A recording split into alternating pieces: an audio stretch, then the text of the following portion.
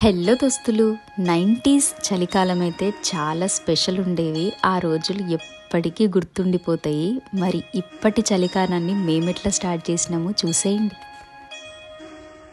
సుందరి నీను వంట చూడని నీలో నన్నంట కానుకే ఇచ్చా మనసంత జన్మకే తోడై నేనుంటా గుండెలో నిండమంట నీడగా పాడమంట నా సిరి నీవేనట సుందరి నీను వంట చూడని నీలో నన్నంట కానుకే ఇచ్చా మనసంత జన్మకే తోడై నేనుంటా